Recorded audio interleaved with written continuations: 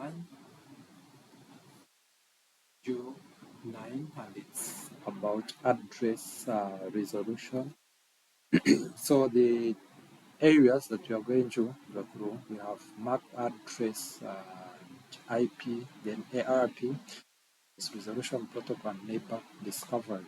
So the main objective of this module is to explain how ARP for IP, V4, and then neighbor discovery for IP, V4, 6. Enabled to explain how ARP and ND enable communication on a network. So mostly two practicals respectively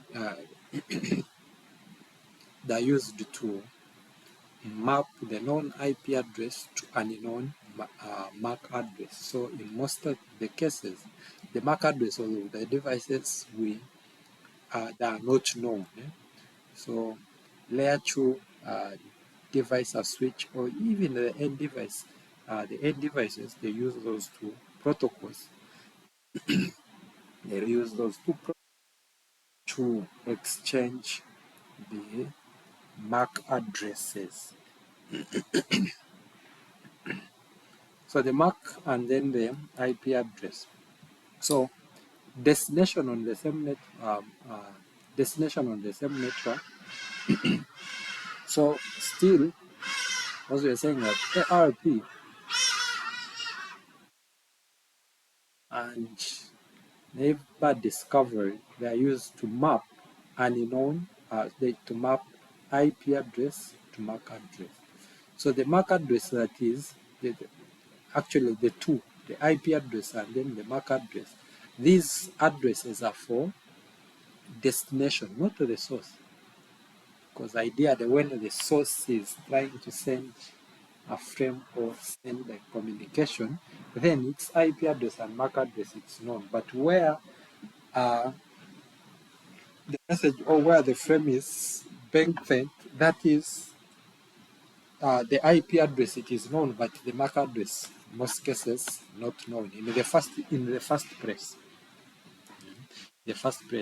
So layer 2 physical addresses, their MAC addresses are used for network to network communication on the same network. So if the MAC address is to remain consistent on the source and then the destination, the source and destination MAC addresses within the frame, if that to be maintained or if that to be consistent, then automatically it has to be on the same network. For example, like what we have here. Because when you look at this is our network address, then we have this. It's 192.168.10.1. So the MAC address will remain the same. The way it is sent here, that is how it's going to be received on the destination.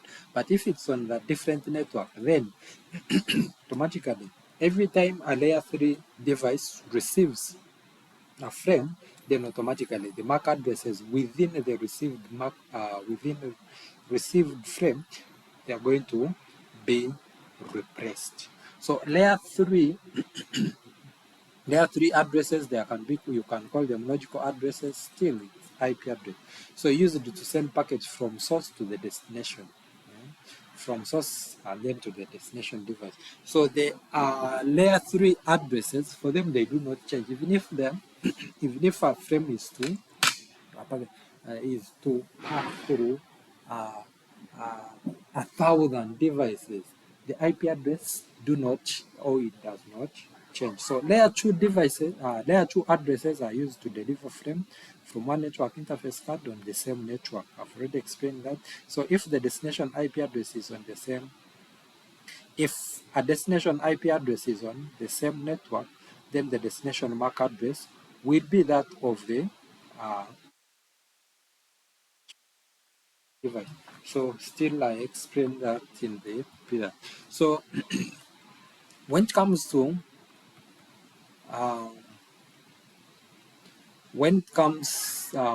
because this one here, it was on the same network. You can see this on the same network, and this is what we have here, that composed frame at PC1, it will remain the same at PC2. But when it comes to destination on remote network, still I've explained that every time a frame passes through a layer 3 device, which is this one here. Now this will be the source, and then this is the destination.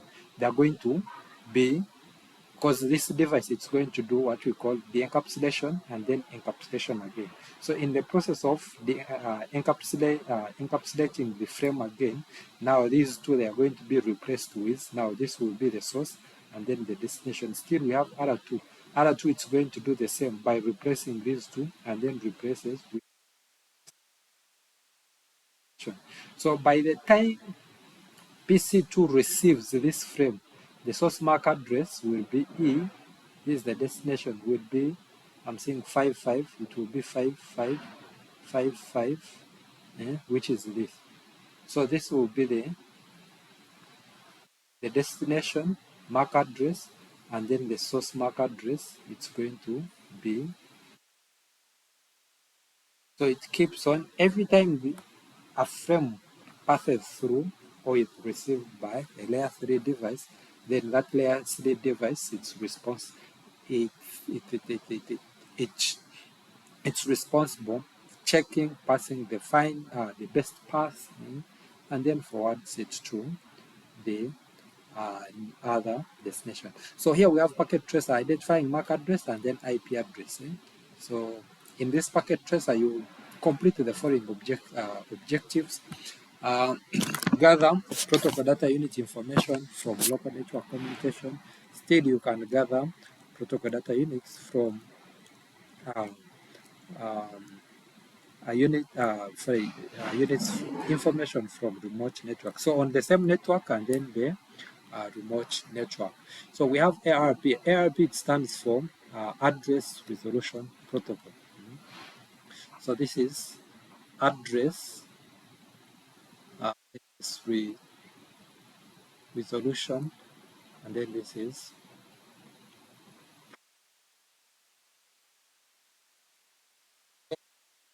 overview. A device uses ARP to determine the destination MAC address. The source MAC address are known, but the destination, like right now here, in the first place, this switch, the switch here, its MAC address table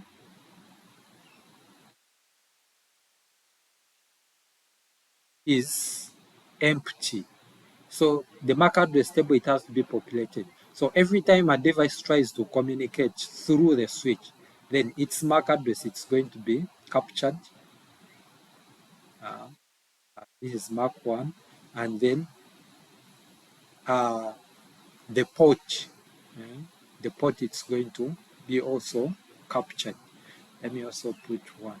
So now the destination, since it's the first time, the switch, it doesn't know. The switch, it doesn't know the MAC address of the destination. But in most cases, the destination IP address will be known, because as you can see, all these, they are assigned with IP address. So you know that the IP address of this computer, it's this, but you don't know the MAC address.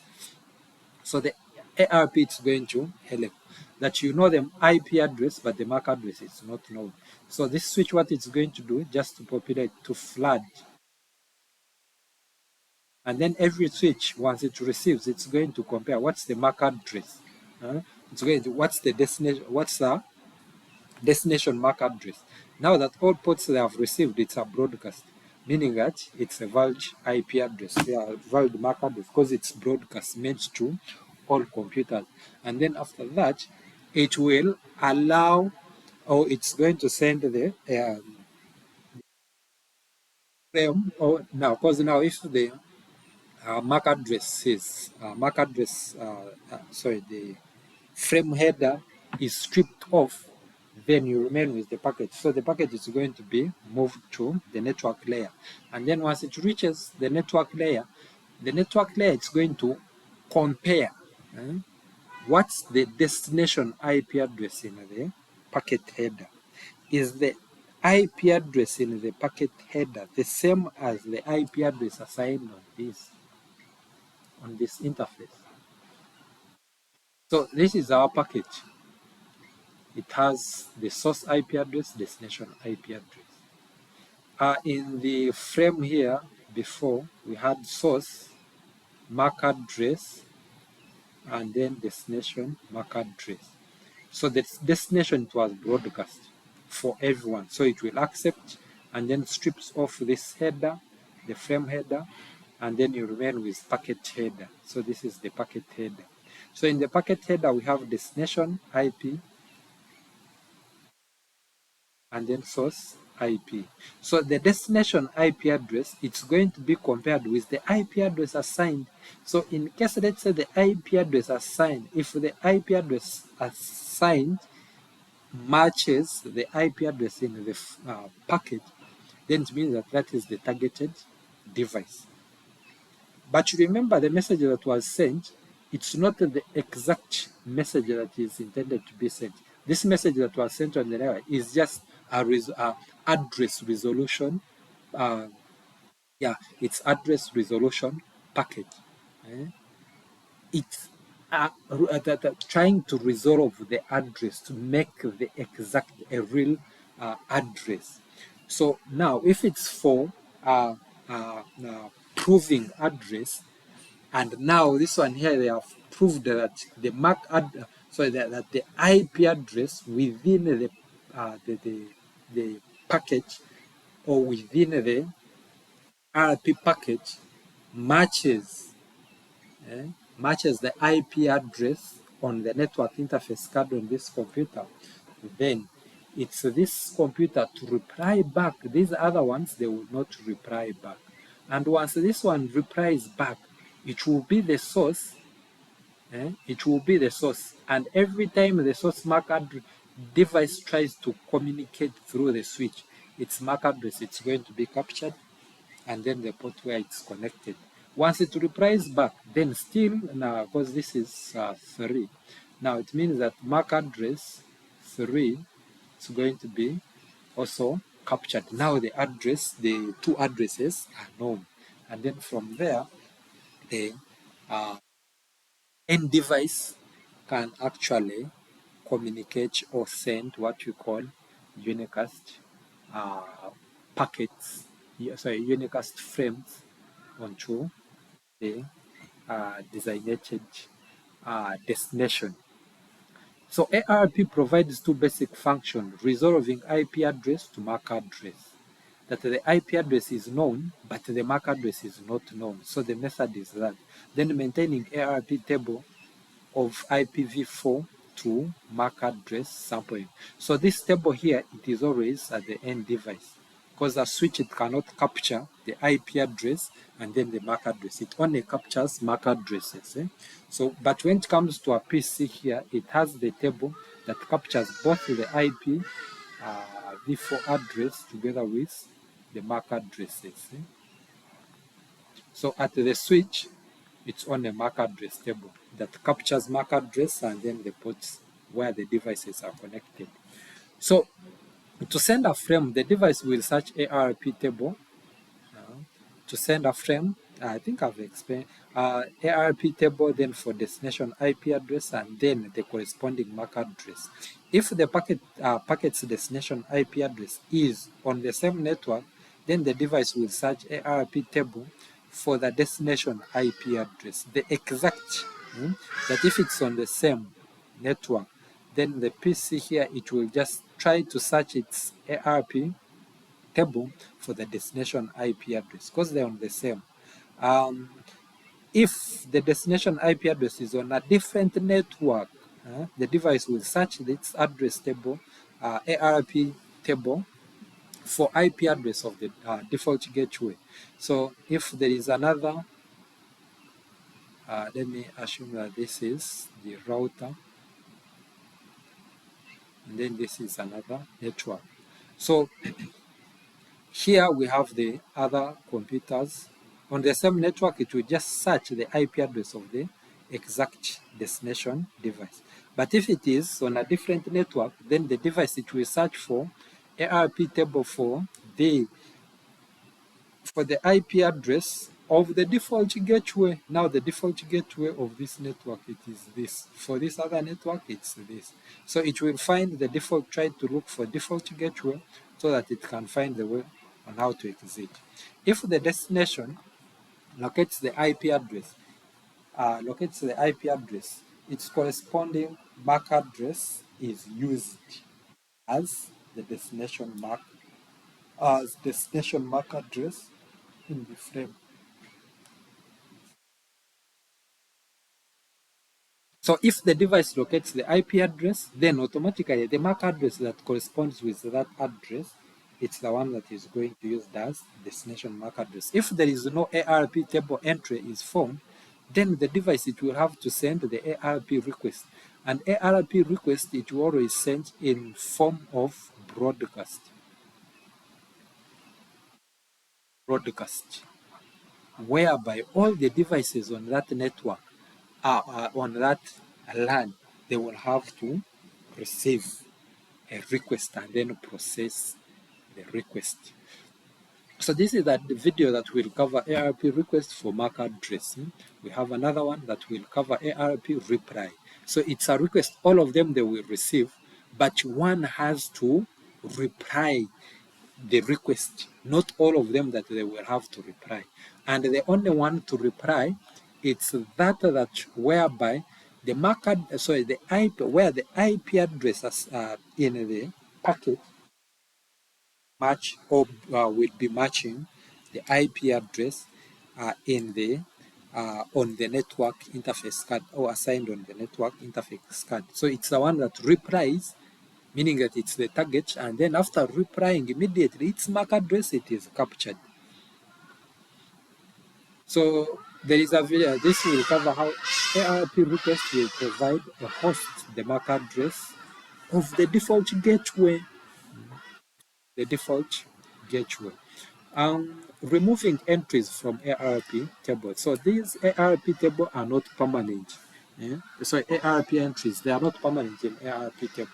So after a while, if the computer is idle on the network, then all the ARP entries, wherever they will be for that computer, they will be removed so that they create room or a space or storage for other active devices. So entries in ARP table are not permanent and are removed when ARP cache timer expires. So once it expires after a specified period, then it is removed. The duration for ARP cache timer, it differs depending on the operating system, the capability of device, and then the nature of the operating system. So ARP table entries can also be removed manually. You go and clear. So most of the time, like manually, if I restart the computer, then automatically whichever that is saved in the RAM, it's going to be released. Or in other words, the RAM, it is always released, and then it is assigned afresh once it boots up. ARP table on the network device, you can use ARP minus A, that is on the PC. So this is R, and then on the PC, ARP minus A, then on the switch or router, you can use show IP ARP. So when you look at the switch here, we have this. This is the router. Because the switch, it doesn't have the switch, it does not have it doesn't have that capability of capturing the IP addresses. So, because it's a layer 2 device, so it cannot deal with layer 3 layer 3 addressing. So you can see that here on the router, since it's a layer 3, the IP address, and then the corresponding port, and then the interface. So this MAC address is for this interface. Now on the PC, as you can see, we have this IP address and then this with the corresponding MAC addresses. And how are they launched? Through dynamic mode or mechanism. Issues with ARP. Issues with ARP. So I talked about ARP requests, that these are broadcasts. They are sent broadcast. They are sent in format of broadcast network. So meaning that if this one here sent, all these they have to receive. You know what it means? And it's not only computer A that is going to do that. Even these other computers, they can initiate the request. If they keep doing that, then it means that the network is going to be overwhelmed with those requests. And what is going to happen? The performance is going to lower down, or the network is going to black out. Excessive ARP broadcast can cause some reduction in performance. ARP replies can be spoofed. The ARP replies can be spoofed. That one can be on a network and then disguise the reply as if it's from legit device. For example, let's assume that a computer is trying to look for the gateway, and the gateway is this one here. This one here may actually disguise this. This computer may be disguised as the gateway, and then all these computers try to send their information to this slate actor, and then they end up being hacked. So enterprise level switches include mitigation techniques to protect against ARP attacks.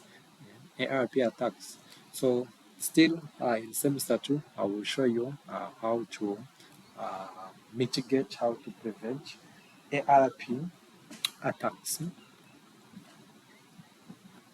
Then here we have a packet tracer, where to help you to examine ARP requests, examine switch MAC address table, examine ARP process in remote ARP process in a remote communication. So copper cabling. So this video will explain the process of how IPv6 perform address resolution using ICMP version 6 neighbor solicitation and then neighbor advertisement. So in this solicitation, it's like a request, because in the previous we saw ARP, because ARP is for IPv4, a request and then ARP reply. So here the request it's neighbor solicitation, then the reply it's neighbor. Sorry. Yeah, the request it is neighbor solicitation, and then the reply it's neighbor advertisement method. So IPv6 neighbor discovery protocol provides address resolution. The address resolution that you have IPv6 address, but you don't know the MAC address attached to that. Then router discovery, it can discover the router, where to get, and then redirection of service, still it allows to redirect the service. So ICMP version 6 neighbor solicitation and advertisement messages are used for device-to-device messaging.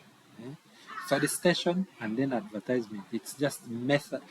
It's just device-to-device messaging to resolve the MAC address issue. So still ICMP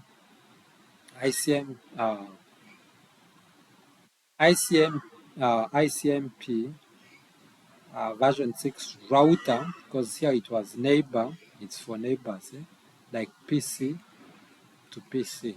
But now we have router solicitation and then router advertisement message used for messaging between devices and then the router. So PC and maybe the router there for router discovery. So ICMP redirect messages are used by routers for the better next hop selection, redirection. So if this router doesn't have the services that are needed, then the router can redirect a request to other hop, to the next hop for better next hop selection. So here we have this topology where the two devices are on the same network, and the protocol used, or the requests that are used, it's neighbor solicitation as the request. That this computer, hey, whoever has this IP address, IPv6 address, meaning that the address is known, send me your MAC address. So you know this computer knows the IP address, but the MAC address is not known. and then this PC, it's going to send the neighbor advertisement message. Hi, now it is replying back to this one here. Hi, this IP address. I am this IP address and my MAC address is this. And then once this computer learns the MAC address, that is when it can send the real data or real package to PC 2. So in this packet tracer, you will, because this is packet tracer activity, you will complete the following objective. Part 1, IPv6 neighbor discovered local network, and then part 2, neighbor discovered remote network. So this is on a local network, and then this is on a remote network on different networks.